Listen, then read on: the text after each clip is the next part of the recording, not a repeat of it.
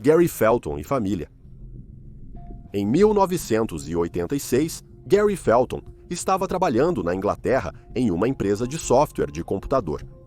Foi aqui que ele conheceu um homem chamado Simon Anthony Cadwell, cuja certidão de nascimento ele roubou para que pudesse solicitar um passaporte para si mesmo. Embora não esteja claro por que Felton fez isso, o que está claro é que, após receber seu novo passaporte, ele deixou o Reino Unido para viajar extensivamente. Mais notavelmente, Felton passou um tempo na Austrália e na Índia. Em 1997, Felton, agora com 32 anos, conheceu Chantel McDougall, de 17 anos, em um seminário que ele estava pregando em Melbourne, Austrália. Ele ofereceu a ela um emprego como babá de seu filho pequeno e, eventualmente, Felton deixou sua parceira e começou a namorar Chantelle. Não demorou muito para o casal engravidar de seu primeiro filho, uma filha chamada Lila, e o casal se estabeleceu em Nannup, uma pequena cidade na Austrália Ocidental. Felton ainda usava seu pseudônimo Simon Cadwell, e Chantel não tinha ideia de que esse não era seu verdadeiro nome. Ela sabia, no entanto, sobre as atividades de culto de Felton. Durante sua vida, ele publicou vários livros sobre suas crenças espirituais, criou o site Truth Fellowship, bem como um fórum de chat online que foi nomeado The Gateway. Em todo o mundo, Felton tinha cerca de 40 seguidores, que se autodenominavam o Forecourt, e eles se dedicavam a um texto sagrado escrito por Felton, chamado Severs do Plano Divino. O livro profetizava o nascimento de um novo mundo de consciência superior no final de um ciclo de 75 mil anos. Felton disse a seus seguidores para se prepararem para o juízo final, quando ascenderiam a uma dimensão superior. Finalmente, o plano era que seus seguidores tirassem suas próprias vidas para alcançar esse objetivo. Pelo menos 2 de seus devotos realmente realizaram esse ato final. Nos meses anteriores ao desaparecimento, Felton, de 45 anos, Chantel, de 27 anos, e um inquilino de 40 anos, um seguidor chamado Antônio Pop, que morava na propriedade do casal, começaram a dizer a amigos e familiares que em breve partiriam para o Brasil, onde esperavam se juntar a um culto religioso em Rio Branco. Felton também notificou seus seguidores. Enquanto Chantel e Tony eram bem-quistos e envolvidos em sua comunidade local, Felton não era. Relatos apontam que ele ficava muito tempo em casa no computador, tendendo a virar à noite acordado e dormir durante o dia. Chantel era instrutora de natação e Tony trabalhava em uma loja de ferragens. Seu chefe notou que ele era um trabalhador diligente. Felton não trabalhava e era sustentado por sua namorada e seguidora. Os vizinhos o descreveram como paranoico e excêntrico e se lembraram de uma vez que ele ficou tão preocupado com a instalação de um poste de energia que teve urticária. Ele alegou que as ondas eletromagnéticas do poste lhe causariam danos. Como contramedida, ele enterrou ímãs no jardim e gritou com Tony, depois que ele começou a desenterrá-los. Relatadamente, Felton exercia muito controle sobre os outros adultos que agiam de maneira submissa em relação a ele. Os pais de Chantel acreditavam que ela temia o namorado, apesar da polícia não ter encontrado registros de lesões ou relatos de violência doméstica. Tony, Chantel, Felton e Lila foram vistos pela última vez em 13 de julho de 2007, quando venderam o veículo de Chantel por $4.000. Nos anos desde o desaparecimento deles, o dinheiro permaneceu intocado na conta bancária de Chantel. Nas semanas anteriores à venda, a família também havia realocado seus cães e galinhas e entrado em contato com seu corretor de imóveis, dizendo a ele que poderia vender ou levar os móveis, pois eles não tinham necessidade disso.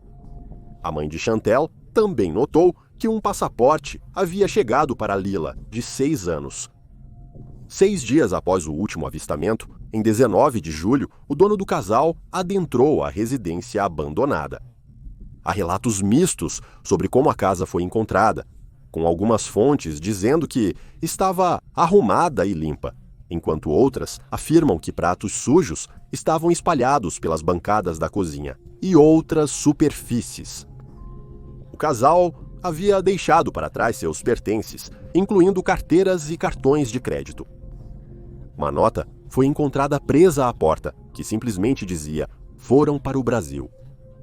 Os investigadores descobriram depois que o pai de Tony lhe deu $25 mil, que acreditava ser necessário para uma questão legal, porém, o dinheiro nunca foi rastreado.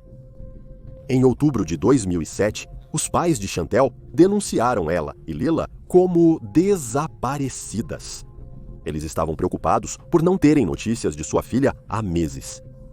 Similarmente, um mês depois, o irmão de Tony o reportou como desaparecido, manifestando iguais inquietações. As autoridades descobriram que não havia registro do quarteto deixando o país e não conseguiram encontrar nenhuma testemunha que tivesse visto a família no Brasil ou na Austrália após 13 de julho. Ao examinar o computador de Felton, encontraram uma declaração arrepiante que o homem de 45 anos havia escrito.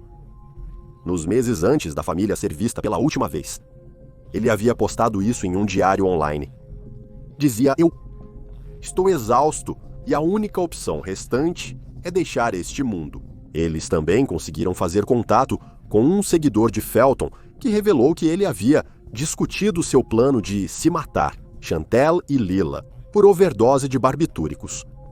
No entanto, ela afirmou que ele então mudou de ideia e decidiu que eles deveriam viver em isolamento em vez disso. Em 2013, a polícia da Austrália Ocidental encontrou evidências de que alguém usando a identidade de Tony ficou em um albergue em Northbridge, chamado Underground Backpackers, no dia 15 de julho de 2007, apenas 2 dias após a família ter sido vista pela última vez. Sua carteira nacional de habilitação foi usada como identificação para ele alugar o quarto duplo. Na mesma época, o telefone de Tony foi usado para adquirir múltiplas passagens de trem. O comprador viajou de Bunbury para Perth mais cedo naquele dia, e então pegou um trem para Calgary na manhã seguinte. Os bilhetes foram comprados por alguém usando como nome Jay Roberts. Nenhuma evidência mostrou que outros membros da família estavam a bordo dos trens, e não está claro se era Tony a bordo ou se era Felton, que havia roubado a identidade do homem de 40 anos. Embora as autoridades tenham apelado ao público por informações sobre este indivíduo, não conseguiram reunir nenhuma informação útil. Jay Roberts e o telefone de Tony não são utilizados desde o desaparecimento dele. Existem algumas teorias neste caso. Em um momento, acreditava-se que uma jovem adolescente sem teto que dormia nas ruas de Roma, Itália, poderia ser Lila. Como ela tinha 16 anos na época, a garota tinha uma semelhança impressionante com a fotografia de Lila e falava com turistas e locais em inglês. No entanto, essa garota desde então foi identificada como uma jovem mulher da Suécia. Outra teoria sobre os desaparecimentos é que o quarteto estava a bordo do voo 3054 da TAN Airlines. Em 17 de julho de 2007, o avião desviou no final da pista no aeroporto de São Paulo, quase atingiu uma rodovia e colidiu com um depósito de combustível antes de explodir em chamas. Todos os 181 passageiros e tripulantes a bordo foram mortos e quase 1/3 dos corpos foram queimados além do reconhecimento. No entanto, uma investigação conjunta das autoridades brasileiras e australianas concluiu que a família não estava na aeronave. Detetives online tendem a acreditar que os desaparecimentos foram resultado de um assassinato, suicídio ou possivelmente que Felton tirou as vidas de Chantel, Lila e Tony antes de fugir. Foi sugerido que ele roubou a identidade de Tony ou que agora talvez viva fora do sistema. Ao longo dos anos, houve 4 supostas aparições do grupo, mas nenhuma delas foi confirmada. A polícia da Austrália Ocidental ainda está investigando os desaparecimentos.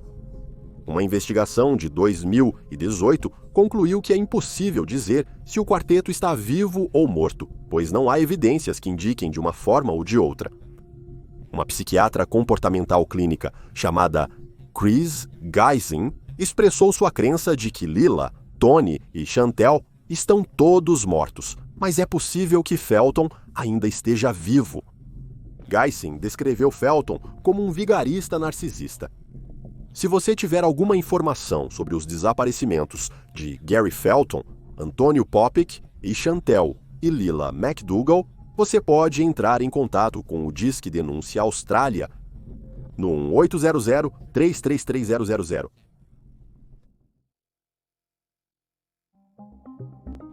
A família Salomon. Por todas as contas, a família Salomon era uma família comum, trabalhadora e popular em seu bairro de Northridge, Los Angeles, Califórnia, nos anos 80. Sol Salomon, nativo de Israel, e sua esposa, Elaine, se conheceram e casaram nos Estados Unidos da América nos anos 1970. Juntos, eles compraram uma casa na rua Lassen, em LA, onde moravam com a filha de 15 anos de Elaine, Michelle, e seu filho de 9 anos, Mitchell. Sol tinha seu próprio negócio, que envolvia a manutenção, reparo e recarga de extintores de incêndio, e ele estava encarregado de 4 funcionários. Enquanto isso, Elaine era uma dona de casa. O casal também possuía várias outras propriedades que alugavam. A família Salomon foi vista pela última vez em 12 de outubro de 1982. O desaparecimento só foi relatado 2 dias depois, quando vizinhos notaram que a piscina deles transbordava, mas não conseguiram contato com ninguém da família. Seus entes queridos também expressaram preocupações pela família neste ponto, junto com os funcionários de Sol. Os policiais locais chegaram ao local e encontraram o cachorro da família ainda acorrentado do lado de fora. As portas estavam trancadas, então as autoridades forçaram a entrada na casa. Dentro, tudo estava quieto e imóvel. Nada estava errado e não havia sinais de luta. Também não havia ninguém em casa. Itens valiosos, incluindo 2.500 em dinheiro, joias e eletrônicos, todos foram deixados para trás. 2 dos 3 veículos que o casal possuía ainda estavam na garagem. O Rolls Royce de Elaine e o caminhão de Sol estavam intactos do lado de fora, mas o Mercedes deles havia sumido. Após uma investigação minuciosa, os oficiais encontraram uma pequena quantidade de sangue e respingos no quarto de Michelle. Os respingos estavam no colchão e na parede.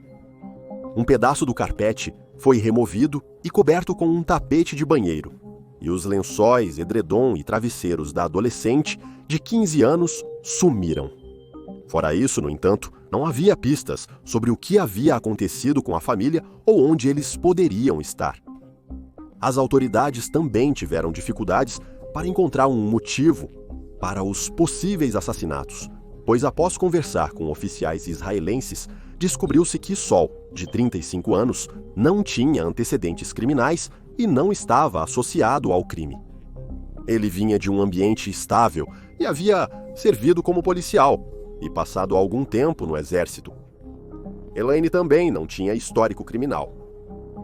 Nos dias seguintes ao desaparecimento, em 17 de outubro, as carteiras e passaportes de Elaine e Sol foram descobertos em um trecho de rodovia conhecido como Antelope Valley Freeway, perto de Acton, Califórnia, a cerca de 29 milhas de LA. Há relatos contraditórios sobre se os passaportes das crianças também foram encontrados aqui.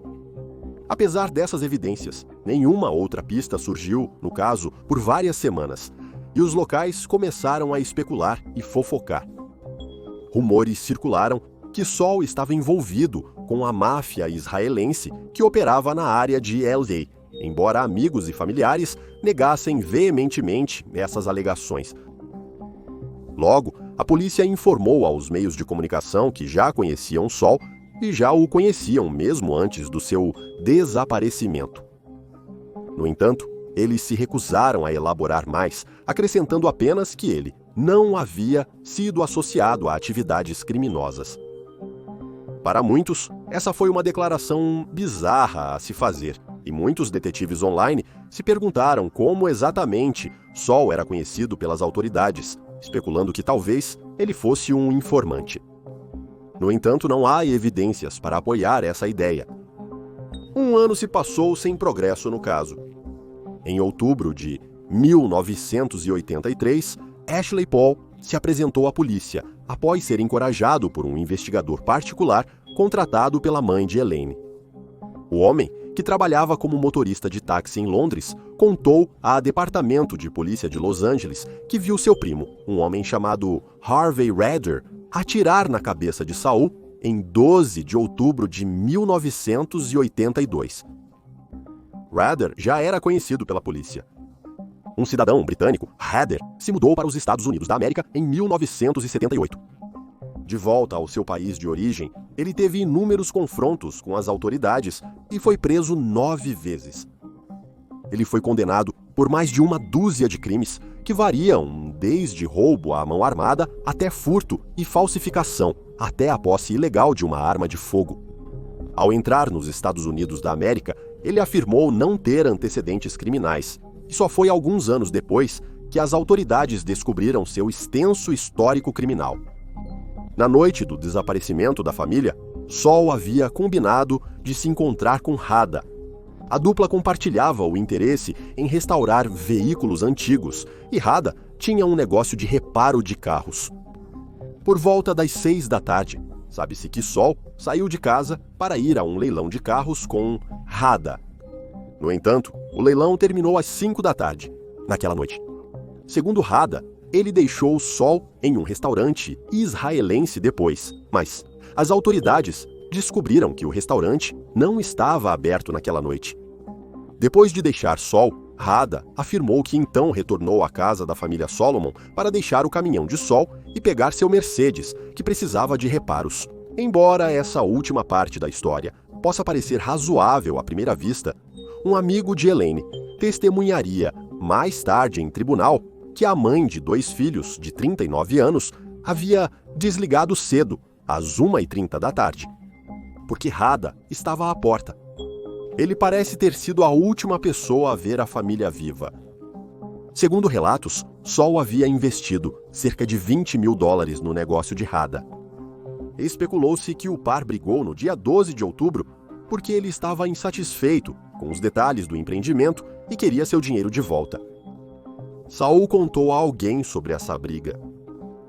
Voltando à história do primo de Hada, Paul afirmou que depois que Hada atirou e matou Saul, ele foi à casa dos Salomon para tirar a vida dos membros restantes da família, porque eles sabiam que Saul e Hada estiveram juntos no dia do seu desaparecimento. Depois, os corpos foram retirados da casa e envolvidos em lençóis e colocados no Mercedes da família. Após as mortes, Paul afirmou que ajudou Hada a enterrar os corpos em uma área desértica perto de Acton. Paul exigiu que lhe fosse concedida imunidade em troca de seu depoimento, embora muitos membros da aplicação da lei acreditassem que ele estava mais envolvido nos assassinatos do que admitia. Após falhar em 4 testes de polígrafo separados, a polícia retirou sua oferta de imunidade e ele foi acusado como cúmplice de assassinato. As acusações foram eventualmente retiradas e Paul retornou à Inglaterra, onde se recusou a voltar para os Estados Unidos da América e rejeitou a ideia de testemunhar contra seu primo. Apesar de Hada negar conhecimento dos crimes, a polícia construiu uma linha do tempo das brigas entre Saul e Hada e as ameaças subsequentes feitas por Hada contra Saul. E, eventualmente, apesar da falta de provas e corpos, ele foi acusado dos assassinatos da família Salomon. Hada foi preso no Arizona em 1988 após sua libertação da prisão por fraude de passaporte. Os 2 primeiros julgamentos de Hada resultaram em anulação. No terceiro dia, os promotores alegaram que o motivo do assassinato de Saul foi os $20 mil que o homem de 35 anos queria de volta. As evidências deles eram escassas. Eles sabiam que Saul e Hada estavam juntos na noite dos desaparecimentos. E como mencionado antes, o amigo de Elaine testemunhou que a mãe de 2 filhos tinha desligado porque Hadda tinha chegado à porta. Hadda também tinha arranhões nos antebraços que se pensava serem de suas vítimas tentando se defender, e testemunhas o colocaram no Rolls Royce de Elaine no dia do crime. No entanto, 3 testemunhas da defesa afirmaram que viram Sol na cidade de Carpinteria, Califórnia, nos dias seguintes aos desaparecimentos. Uma das testemunhas era um civil, um despachante para a PD de carpinteria que o viu em uma farmácia. O farmacêutico do balcão confirmou essa perspectiva. A defesa afirmou que Sol e Elaine enfrentavam problemas conjugais quando a família sumiu, e alegou que o homem de 35 anos estava envolvido com tráfico de drogas e armas. O júri deliberou por 2 dias, antes de absolver Hadder em julho de 1992. Após sua exoneração, ele continuou a manter sua inocência e vendeu sua história, esperando que ela se transformasse em um filme feito para a TV. O desaparecimento da família Solomon ainda está sem solução. Apesar das tentativas de Ashley Paul, ele não conseguiu levar as autoridades ao local onde a família foi sepultada no deserto da Califórnia. Nenhuma evidência da família foi encontrada nos anos desde o 3º e último julgamento de Hadder. O paradeiro de Hadder nos últimos anos é incerto. Embora ele desejasse permanecer nos Estados Unidos da América, onde tinha um filho e uma ex-esposa, ele estava no país ilegalmente. Em certo ponto, os oficiais cogitaram sua deportação. Antes do sumiço de Sol e sua família, Hadda foi o principal suspeito no desaparecimento de outras 3 pessoas. Joan Davis, 47 anos, e seu marido Peter, 54, foram vistos pela última vez em Los Angeles em 17 de março de 1982. Ambos eram cidadãos britânicos e, segundo relatos, haviam tido negócios com Hadda antes de desaparecerem. As autoridades suspeitavam que os 3 estavam envolvidos em uma disputa comercial. Vários meses antes disso, um empresário de Burbank chamado Ron Adib desapareceu depois de sair para uma reunião com Hadda. Em ambos os casos, os veículos das vítimas foram encontrados no estacionamento do Los Angeles International Airport após seus desaparecimentos. No entanto, Hadda nunca foi acusada ou condenada em nenhum desses desaparecimentos. O caso da família Solomons deixa muito mais perguntas do que respostas. Como o perpetrador conseguiu controlar toda a família o suficiente para realizar os assassinatos? Saul estava atuando como informante? Como a polícia soube de Saul? Como a família conseguiu comprar um Rolls Royce, um carro conhecido por seu preço exorbitante? A casa estava quase imaculada. Como o culpado conseguiu manter a casa tão limpa e arrumada durante os supostos assassinatos? Foi teorizado que Sol levou sua família com ele na fuga de algumas pessoas perigosas, mas eles foram pegos enquanto fugiam, daí o motivo de seus passaportes e carteiras terem sido encontrados ao longo da rodovia. No entanto, um policial que trabalhou no caso disse à LA Magazine que acreditava que as evidências foram plantadas para despistar os investigadores. Ele acreditava que o criminoso levou os corpos na direção contrária. Além disso, este policial acreditava que Harvey Rader é responsável pelos desaparecimentos e o descreveu como um cara inteligente e astuto. Naquele mesmo artigo de revista, a melhor amiga de Michelle descreveu uma vez que o pai dela chegou em casa e estava agitado depois que Sol mostrou a ele algumas armas que estava vendendo. Enquanto isso, em 2007, a mãe de Elaine afirmou sua crença de que Sol estava realmente envolvido em negócios ilegais, obscuros, e que sua filha estava infeliz no casamento. No entanto, sem corpos ou uma confissão, talvez nunca saibamos realmente o que aconteceu com a família Solomon. Se você tiver alguma informação sobre o desaparecimento dos Solomons, pode entrar em contato com a linha não emergencial da Departamento de Polícia de Los Angeles no número 1877-2755-273. E aí estão os fatos. Por favor, deixe um comentário abaixo com suas próprias teorias e especulações. E lembre-se de curtir este vídeo e se inscrever para apoiar o canal. Você também pode nos apoiar no Patreon para ter a chance de ver sua cidade natal em um próximo vídeo do Detetive de Casos Não Resolvidos. Obrigado por assistir. Fique alerta, fique seguro e nos vemos na próxima vez.